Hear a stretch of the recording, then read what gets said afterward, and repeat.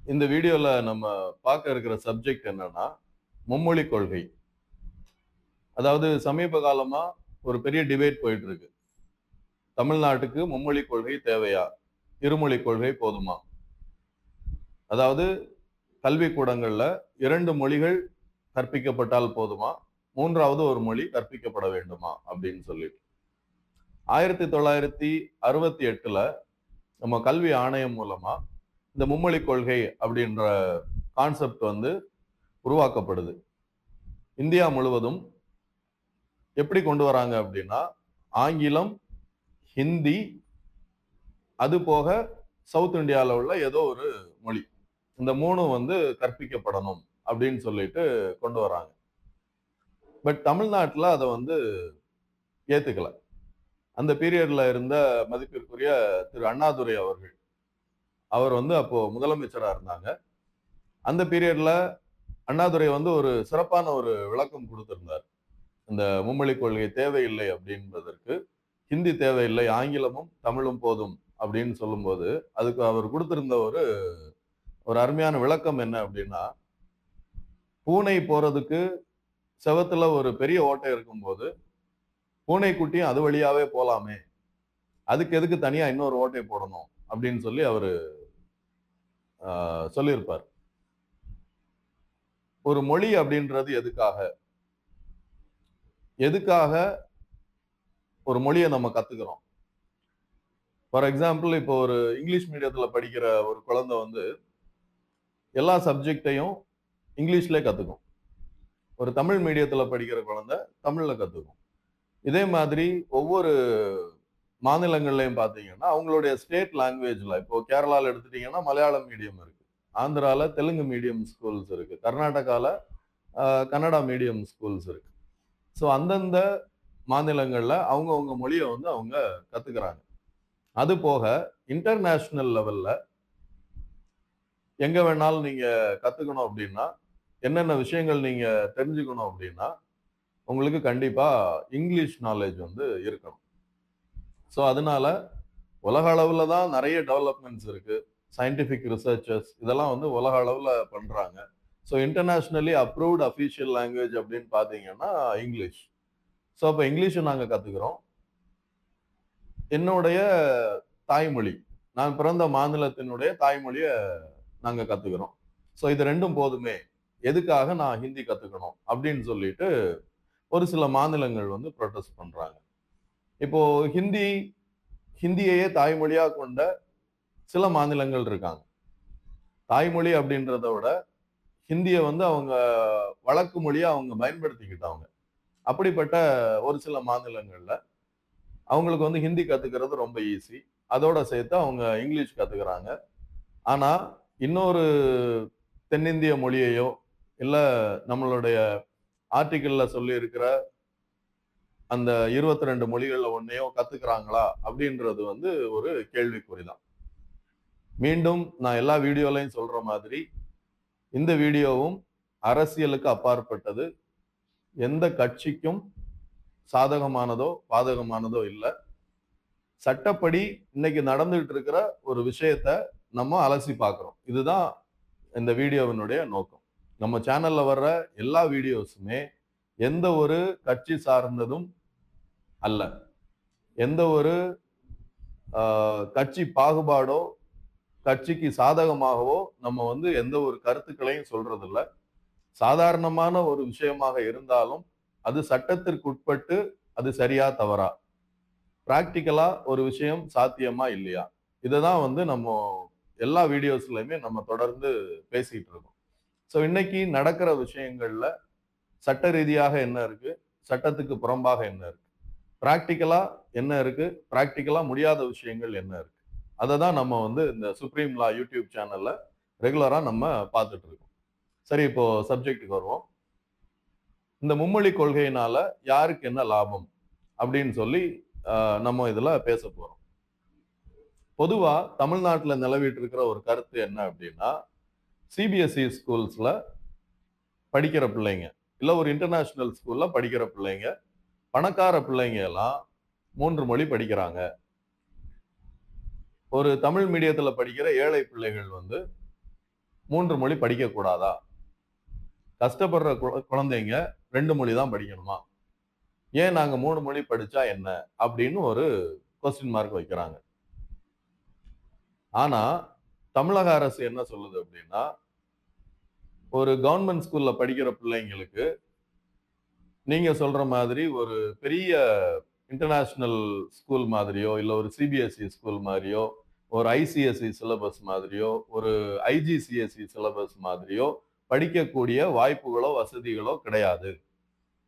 அவங்க கல்வி கற்கிறதே மிகப்பெரிய விஷயம். ஒரு சாதாரணமான குடும்ப சூழல்ல இருந்து, ஒரு நடுத்தர வர்க்கத்திற்கும் கீழ உள்ள, இல்ல ஒரு வறுமை கோட்டிற்கு கீழ உள்ள குழந்தைகள் கூட, எத்தனையோ பேர் உணவுக்காக ஸ்கூலுக்கு அனுப்புற பெற்றோர்களும் இருக்காங்க. உணவுக்காக ஸ்கூலுக்கு வர்ற பிள்ளைகளும் நெறைய ரிமோட் வில்லேஜஸ்ல இன்னமும் இருக்காங்க. அவங்க வந்து இந்த 2 மொழியையும் கத்துக்கிறதே அவங்களுக்கு ஒரு மிகப்பெரிய சவாலான விஷயம். இதுல 3வது ஒரு மொழிய திணிச்சு அவங்கள படிக்க வைக்கிறதுல என்ன பிரயோஜனம்? இல்ல இந்த மொழி அறிவுனால என்ன பெரிய நன்மைகள் அந்த குழந்தைக்கு நடந்துற போகுது? தமிழிலும், ஆங்கிலத்திலும் இல்லாத சிறப்புகளோ, இல்ல தமிழிலும், ஆங்கிலத்திலும் இல்லாத மிகப்பெரிய இலக்கியங்களோ, காப்பியங்களோ, அவ்வளவு சிறப்பான விஷயங்கள் இதுல என்ன இருக்கு? அப்படின்னு சொல்லி நம்மளுடைய தமிழக அரசு கேள்வி கேட்கிறாங்க. இப்போ ஹிந்தி கத்துக்கிறது நமக்கு அவசியமா? இல்லையா? ஹிந்தி நமக்கு தேவையா? இல்லையா? அப்படின்றத தாண்டி, இந்த மும்மொழி கொள்கை அப்படின்றது சட்டப்படி எந்த அளவுக்கு சரியானது, எந்த அளவுக்கு சரியில்லை அப்படின்றத நம்ம பார்க்க போறோம். அதாவது நம்மளுடைய அரசியலமைப்பு சட்டத்தின்படி 22 மொழிகள் நமக்கு வந்து அங்கீகரிக்கப்பட்ட மொழிகளா சொல்லப்பட்டிருக்கு. அந்த 22 மொழிகளும் ஒரு சிறப்பு வாய்ந்த அங்கீகரிக்கப்பட்ட இந்தியாவில் பயன்படுத்தக்கூடிய மொழிகளாக கருதப்படுது. அதனால ரூபா நோட்ல கூட பாத்தீங்கன்னா, அந்த 22 மொழிகள்லயும் வந்து ரூபாய் அப்படின்ற விஷயத்த வந்து அச்சிட்டு இருப்பாங்க. இப்போ இந்திய அரசுக்கும், தமிழ்நாடு அரசுக்கும், அதாவது மத்திய அல்லது ஒன்றிய அரசுக்கும், தமிழ்நாட்டுல உள்ள மாநில அரசுக்கும் போயிட்டு இருக்கிற டிபேட்ல என்ன சொல்றாங்க அப்படின்னா,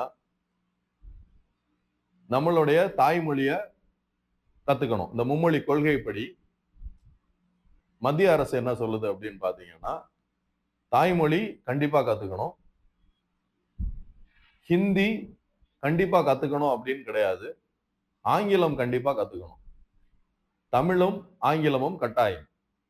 அது போக அந்த 22 அபிஷியலா அங்கீகரிக்கப்பட்ட ஏதோ ஒரு மொழிய 3வது மொழியா நீங்க கத்துக்கணும் அப்படின்னு சொல்லி சொல்றாங்க.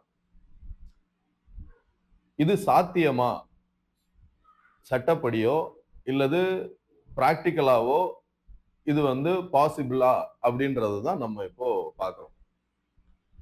22 மொழிகள் அப்படின்னு பாத்தீங்கன்னா, தமிழ்நாட்டுல அரசு கல்லூரிகள், அரசு உதவி பெறும் அரசு பள்ளிகள், கல்லூரிகள் இல்ல, அரசு பள்ளிகள்.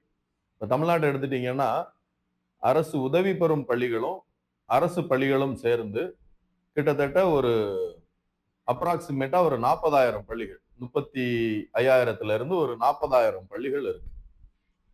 இப்போ இந்த 40,000 பள்ளிகளுக்கு ஒவ்வொரு ஸ்கூலுக்கும் ஒவ்வொரு ஸ்கூலுக்கும் இந்த 22 மொழிகளை சார்ந்த டீச்சர்ஸையும் அப்பாயிண்ட் பண்ணணும் அப்படின்னா எத்தனை ஆயிரம், எத்தனை லட்சம் டீச்சர்ஸை வந்து நம்ம அப்பாயின்மெண்ட் பண்ண வேண்டியது இருக்கும். இது பாசிபிளா? இது வந்து நடக்கக்கூடிய இல்ல சாத்தியமான விஷயமா அப்படின்னு ஒரு கேள்வி வைக்கிறாங்க. ஸோ எதுவுமே இல்லை அப்படின்னும் போது அல்டிமேட்டா இன்னைக்கு ஹிந்தி டீச்சர்ஸ் தான் நிறைய இருக்காங்க. நம்ம ஆர்டிகிள் படி பேசணும் அப்படின்னா நம்ம கான்ஸ்டிடியூஷன் வந்து அபிஷியல் லாங்குவேஜ் அப்படின்னு கொண்டு வரும்போது 2 மொழியை வந்து அபிஷியல் லாங்குவேஜா அங்கீகரிச்சிருக்கு. ஒன்னு இங்கிலீஷ், இன்னொன்னு வந்து ஹிந்தி. இப்போ இந்த ஹிந்திய எல்லா இடமும் ஸ்ப்ரெட் பண்ணணும், ஹிந்தி மொழியை வளர்க்கணும் அப்படின்னு சொல்லி கான்ஸ்டிடியூஷன்ல ஒரு கட்டாயம் இருக்கு. கான்ஸ்டிடியூஷன் படி ஹிந்தி மொழியை வளர்க்க வேண்டியது மத்திய அரசினுடைய கடமை. அப்போ அந்த கான்ஸ்டிடியூஷன்ல சொல்லப்பட்டிருக்கிற விஷயத்த வேற மாதிரி நீங்க இம்ப்ளிமெண்ட் பண்றீங்க, திணிக்கிறீங்க, அதை வளர்க்குறோம்ன்ற பேர்ல ஒரு சவுத் இந்தியன் ஸ்டேட்ஸ் மேல பூரா நீங்க ஹிந்தி திணிப்பை கொண்டு வரீங்க அப்படின்னு நம்ம தமிழ்நாடு அரசு சொல்றாங்க. ஆனா மத்திய அரசு என்ன சொல்றாங்க அப்படின்னா, நாங்க இந்திய திணிக்கல, ஏதோ ஒரு மூன்றாவது மொழியை கத்துக்குங்கன்னு தான் நாங்க சொல்றோம் அப்படின்னு சொல்றாங்க. ஸோ இதுதான் நடந்துட்டு இருக்கிற டிபேட். ஸோ இதுல சாத்தியக்கூறுகள் எப்படி இருக்கு அப்படின்றத தான் நம்ம இப்போ பார்த்தோம். இந்த 22 மொழிகளையும் உள்ள டீச்சர்ஸையும் எல்லா இடத்துலயும் அப்பாயிண்ட் பண்ண முடியாது. இப்ப நிறைய பேர் சிபிஎஸ்இ ஸ்கூல்ஸ் பத்தி பேசினாங்க. சிபிஎஸ்இ ஸ்கூல்ல மும்மொழி இருக்கு. அங்க வந்து ஒரு குறிப்பிட்ட காலகட்டத்துல 5th to 8th நினைக்கிறேன், சமஸ்கிருதமும் வந்து அங்க கட்டாய மொழியா இருக்கு அப்படின்னு சொல்லி சொல்றாங்க. இன்னொருத்தர் வந்து ஒரு பெரிய குற்றச்சாட்டு என்ன சொன்னார்னா, டெல்லியில இருக்கிற தமிழ் மக்கள் அங்க நிறைய பேர் இருக்காங்க டெல்லியில. அங்க வந்து மூன்றாவது மொழியா நான் வந்து என்னோட பையனை சேர்க்க போகும்போது தமிழ் வேணும்னு கேட்டேன். ஆனா அங்க தமிழ் டீச்சர்ஸ் யாருமே இல்ல அப்படின்னு சொல்லிட்டாங்க. சிபிஎஸ்இல தமிழ் டீச்சர்ஸே இல்ல. ஸோ எப்படி வந்து, அதாவது கேந்திர வித்யாலயா பள்ளியிலேயே தமிழ் டீச்சர்ஸ் யாரும் இல்ல. அப்ப இனி புதுசா வர்ற இந்த மும்மொழி கொள்கையை தமிழ்நாடு ஏத்துக்கிட்டா எல்லா ஸ்கூல்லையும் ஒவ்வொரு ஸ்டூடெண்ட்டும் விரும்புற அந்த மூன்றாவது மொழிய அரசால கொடுக்க முடியுமா? கொடுக்க முடியல அப்படின்னும் போது எல்லா ஸ்டேட்ஸ்லயும் எல்லா மூலை முடுக்குலையும் ஹிந்தி பிரச்சார சபா அப்படின்னு ஒண்ணு வச்சிருக்காங்க. அப்ப ஆட்டோமேட்டிக்கா ஹிந்தி டீச்சர்ஸ் வந்து எல்லா இடமும் இருப்பாங்க. மூன்றாவது மொழிக்கு ஆசிரியர்கள் யாரும் கிடைக்கல அப்படின்ற பட்சத்துல ஹிந்தி டீச்சர்ஸ் தான் வந்து கொண்டு வருவாங்க. இது ஒரு காலகட்டத்துக்கு அப்புறமா தமிழ் மொழியை அழித்து விட்டு இந்தி ஆள ஆரம்பிச்சிரும். இந்தி அப்படின்றது கொஞ்ச நாள்ல அது சமஸ்கிருதமா மாறும் அப்படின்னு இந்த இவ்வளவு குற்றச்சாட்டுகள் வந்து வைக்கிறாங்க. இப்போ அரசியலமைப்பு சட்டத்தின்படி ஹிந்தி மொழியை கட்டாயமாக்க வேண்டும் அப்படின்னு எங்கேயுமே கிடையாது. ஹிந்தி மொழியை நீங்க வளர்க்கணும், பரப்பணும் அப்படின்றதுதான் இருக்கு. அதுக்காக ஹிந்தி பிரச்சார சபாக்கள் தமிழ்நாடு தாண்டி இந்தியா ஃபுல்லா இருக்கு. இருமொழி கொள்கையினால தமிழ்நாடு எங்கேயாவது தோத்து போச்சா? தமிழ்நாடு தான் வந்து மொத்த இந்தியாலயுமே வந்து படிப்புல சிறந்து விளங்குது. மும்மொழி கொள்கையை கத்துக்கிட்டு இருக்கிற, மும்மொழி கொள்கை மூலமா கத்துக்கிட்டு இருக்கிற நார்த் இந்தியாவை சேர்ந்த ஏதாவது பிள்ளைங்க தமிழ்நாட்டு மாணவர்களுக்கு நிகரா அவங்களால வளர முடியுதா அப்படின்னு சொல்லிட்டு ஒரு விவாதம் ஓடிட்டு இருக்கு. சோ மொத்தத்துல பார்த்தா இந்த மும்மொழி கொள்கை அப்படின்றது ஏத்துக்கிறது ஏத்துக்காதது இது வந்து மாநில அரசினுடைய முடிவு. நீங்க ஏத்துக்கிட்டாதான் நாங்க ஃபண்ட்ஸ் தருவோம் அப்படின்னு சொல்லி ஒரு விஷயமும் போயிட்டு இருக்கு. அதை பத்தி நம்ம இன்னொரு வீடியோல அந்த பிஎம் ஸ்ரீ என்றால் என்ன, சமக்கிர சிக்ஷா அபியான் அப்படின்னா என்ன, இந்த கொள்கைகள் எதுக்காக அப்படின்றத இன்னொரு வீடியோல நம்ம டீட்டெயில்டா பார்ப்போம். ஸோ மும்மொழி கொள்கை பத்தின விஷயங்கள் வந்து சட்டப்படி சட்டம் சொல்ற மும்மொழி கொள்கைக்கான விஷயங்கள்